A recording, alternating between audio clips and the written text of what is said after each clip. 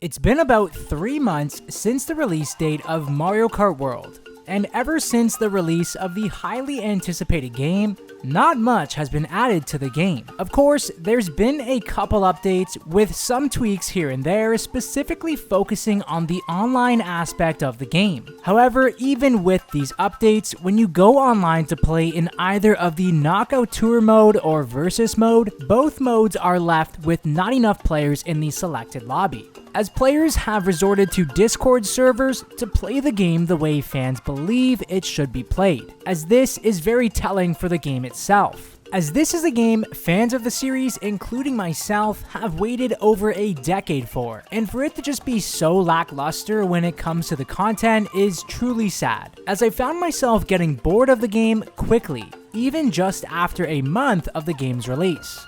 But when it comes to the game's free roam mode, which is essentially the game's only version of a story mode, as it has you collecting coins, completing missions, and the possibility to unlock new characters and costumes, the game still feels so empty and bland, even despite the collectible aspect that the game offers with these slim options of stickers and coins. But one thing I never truly realized until now is just how empty the free roam map is. After hours and hours of driving around in free roam mode, I realized just how much empty space this map has. Whether this is large bodies of water, grassy mountains, snowy slopes, or desert hills, the map simply just has way too much space and not enough challenges, side quests, or engaging tasks to keep players coming back to the map itself. While the entire map seems to be pretty spaced out, I specifically noticed the large gaps between areas in certain parts of the map. The first being this large area between Desert Hills, Mario Bros. Circuit, and Whistle Stop Summit. While the initial surrounding area around Mario Bros. Circuit and Whistle Stop Summit are fine, as these areas at least offer some buildings, secret areas within the green pipes, and cars to maneuver around. However, it's the Desert Hill area that offers absolutely nothing. And yes, while the entire point of a desert is large areas of sand, there's literally nothing here but a bunch of hills and some P-switches.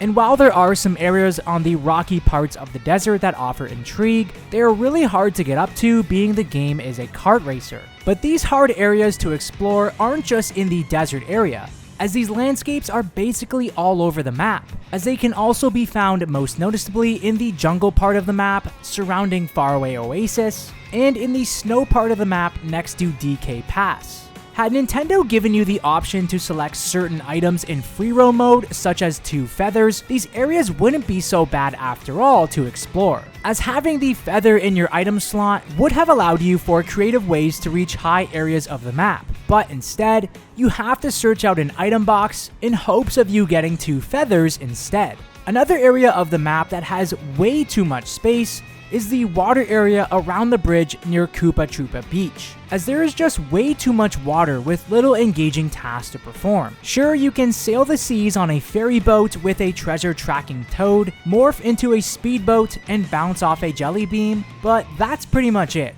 And being that the series introduced underwater driving mechanics in Mario Kart 7 and carried this over into Mario Kart 8 and 8 Deluxe, Nintendo missed a massive opportunity to explore the waters beneath in Mario Kart World, as having this option would have set the game above to what it is currently viewed as today by fans, as this could have allowed us to explore underwater areas like traveling through Cheep Cheep Lagoon and driving alongside a whale underneath the waters. The only benefit to the water area, in my opinion, is practicing tricks on the waves when it comes time to race on Wario's Shipyard. There's also the area by Bowser's Castle. Again, high rocky mountains that just simply take up space and are hard to get to, and lots of lava surrounding the area, making it difficult to explore. You can see especially just how big and empty the entire area surrounding Bowser's Castle is when you jump off the ramp at the top of the track. There are some cool P-switch buttons in this area,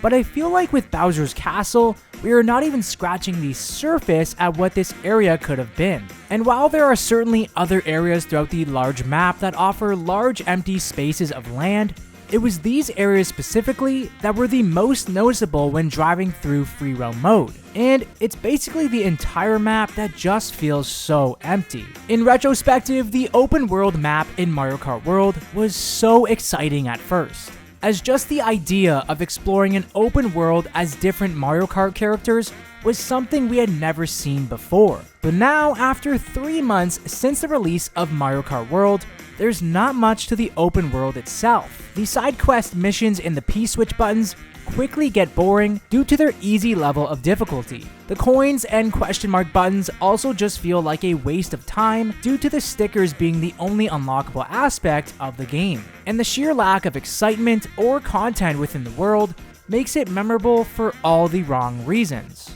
as it's these little moments like chasing Nabbit that don't offer much to the world itself. Whether this is chasing Nabbit, following a speeding car, or following a treasure tracking toad, you don't get much as a reward. Sometimes it's just coins or a sticker. I just wish that the game offered you a side mission like what we saw in Super Mario Odyssey, and the possibility to explore the many buildings around the large map. While there are some hidden tunnels and Easter eggs throughout the map, there should have been more green pipes, secret areas, more objectives and side quests to complete. As of right now, the world just feels so empty. And going forward, I can't see Nintendo adding anything new to the open world, seeing that it's already been 3 months and nothing has been added.